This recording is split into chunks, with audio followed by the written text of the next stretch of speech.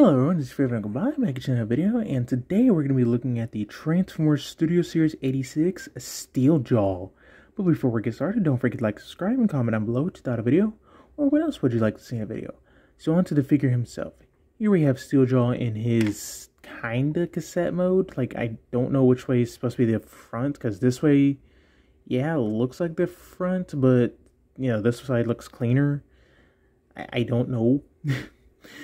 Honestly, for, you know, mainline cassettes, they're never going to be the greatest things in the world as far as, like, you know, this goes. Shoot, even Dr. Wu, their Cassetticons don't look the best in this form. So, but yeah. So, not too bad of a cassette.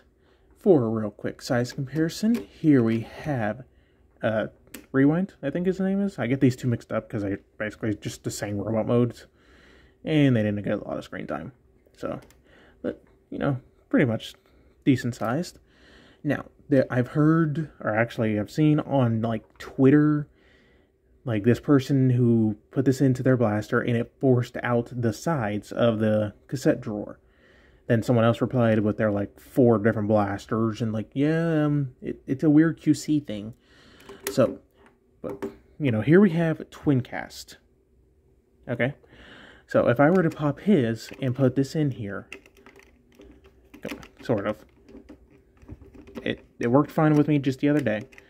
Sometimes it takes just a little bit of fiddling. Come on. Oh, come on now. You just worked just fine yesterday. Okay. There we go. He kind of fits. He's snug, but he fits. Now, again, I promised you yesterday, he worked just fine. What is the issue? Like, I could literally close this up, no problem, and everything. And yet, because the camera, there we go. So, yeah, so you can see he works just fine, opens, closes just fine. But, if I were to bring in Blaster here, and get out of there, and try to put in him the exact same way, it gets a little bit stuck. So, that's just kind of weird. But, alas, whatever. Get you back inside. Okay. But, for other accessories, he does come with his speaker, the attachment for the said speaker, and his back, or his butt. So, now, what can you do with all this? Nothing in cassette mode. Now, I guess if you wanted to, you could go ahead and there is that slot right there and a tab right here. Just line everything up. Nope, wrong way. Line this up. Plug this in. It's pretty tight. Plug that in. There we go. And you can take, you know, your blaster, your Twincast, whatever, and plug it onto the side to give him stereo speakers, I guess. If you wanted to, that's fine. So, or if you wanted to, you could take your blasters and make sure that, let's see. So you want to take this section right here and make sure it goes right into the notch on Blaster's hand.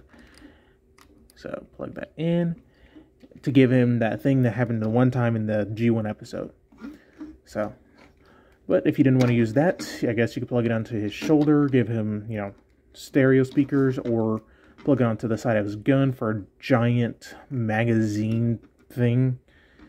So, I can't wait to get another one of these from Ramhorn, hopefully. Because that is the rumor. We're getting a Ramhorn with, I think it's Perceptor and Rabat. So, yeah.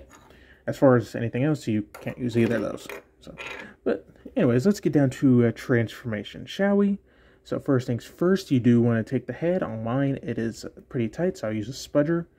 But bring it out all the way. Do the same thing for this side. Bring it out. Combine them together. Then go ahead and flip it up. Then take the feet. Flip them down. Flip them down. Flip all 4 feet down. Then for the sides, take the guns. Lift them up. Lift them up, which are tight on mine. And you're pretty much done for the lion mode. All you got to do is either attach this section or this section. So if you want to have him, you know, like giant speaker kitty Make sure his Mew Mews are heard at 3 a.m. There you go.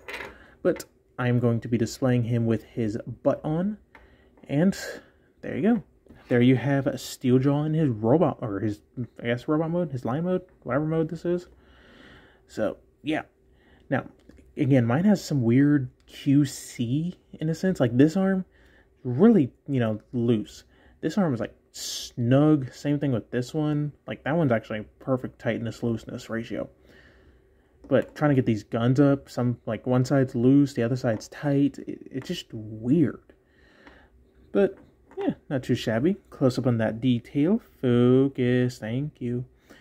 Get the nice painted mouth with the white for the teeth, blue for the eyes. You get painted side cassette bits on both sides. So, yeah, not too shabby, I guess. For articulation, the head itself, like the actual without the mane, can go down. But if you use the transformation joint, he can look down pretty good. Now, for the feet, they all can do, you know, the full 360s and all that. Other than that, that's pretty much your articulation. So, come on, please stand. Alright, for a real quick size comparison, here we have the reject mold. I mean, and people are calling the Rumble Frenzy mold the Frumble. Then why can't I call this one the reject mold? Yeah. But, yeah, I guess he's kind of cute. So, honestly, for Steeljaw, he's just okay. He could definitely be better. He's definitely not as bad as Ravage was. So, yeah.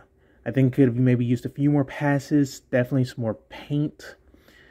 Other than that, I think he's a pretty decent mainline $10 to $15 in some places cassette bot. So, and it rounds out blasters, minions. So, but yeah, that's about it. Don't forget to like, subscribe, all the fun stuff, and stay tuned for more video reviews.